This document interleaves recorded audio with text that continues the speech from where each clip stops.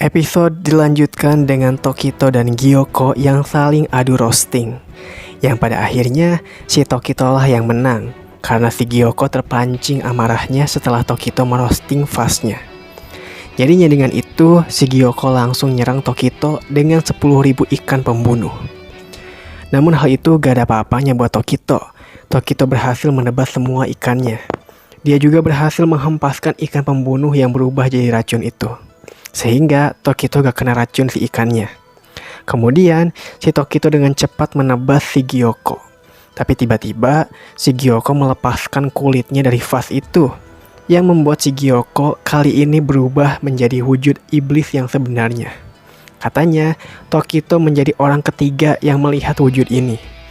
Tapi Tokito benar-benar gak peduli mau kayak gimana wujud si Gyoko ini, karena pada akhirnya si Tokito yakin bahwa dia yang akan menang.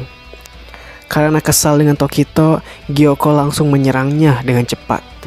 Dengan serangan itu, si Tokito terkena sedikit di bagian bajunya, yang dimana baju Tokito berubah jadi ikan. Jadi kekuatan si Gyoko kali ini adalah jika tersentuh sedikit aja oleh si Gyoko, maka semuanya bakal berubah jadi ikan.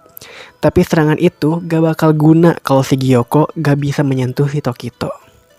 Setelah itu kita ada sedikit flashback lagi nih tentang apa yang terjadi sama Tokito setelah membunuh iblis yang waktu dulu itu.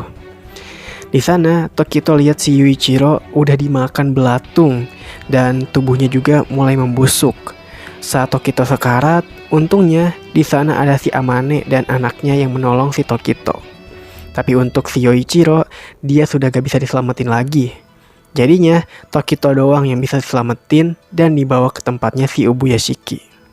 Dia juga mulai berlatih pedang di sana.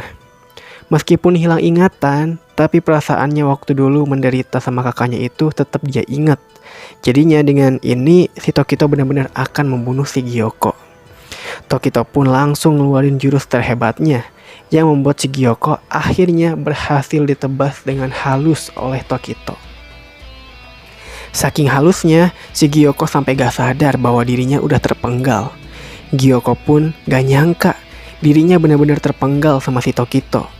Dia pun kesel banget ke si Tokito dan mulai memaki-maki Tokito dan manusia.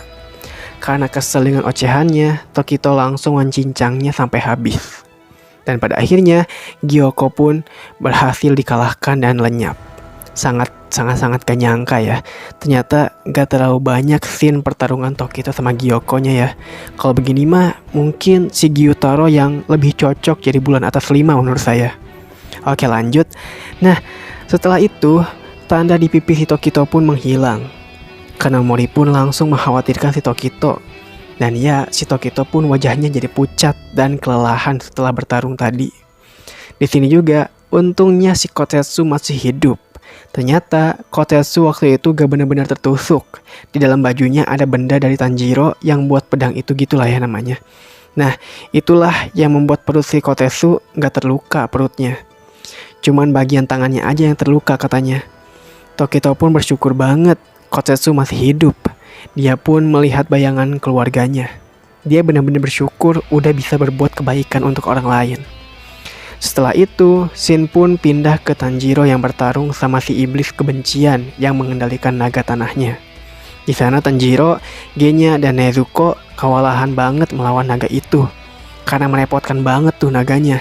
Apalagi si naganya punya kekuatan dari 4 iblis sebelumnya. Makin repot dah mereka. Selain itu, gendang telinga Tanjiro udah pecah juga di sini karena kekuatan yang si iblis itu. Kemudian, pada akhirnya Tanjiro berhasil dimakan oleh si naga dan masuk ke tubuhnya. Di dalam sana, Tanjiro benar-benar gak bisa ngapa-ngapain. Dia benar-benar terdesak dan akan remuk oleh si naga. Di saat itulah, setelah berminggu-minggu tidak terlihat, akhirnya si Kanroji muncul di sana dan mulai memotong-motong naga tanahnya itu. Yang membuat si Tanjiro juga berhasil diselamatin dari tubuh si naganya. Kemudian si Kanroji nyuruh Tanjiro buat istirahat dulu aja. Kali ini biar si Kanroji aja yang bakal ngurusin semuanya dengan melawan si iblis dan naganya.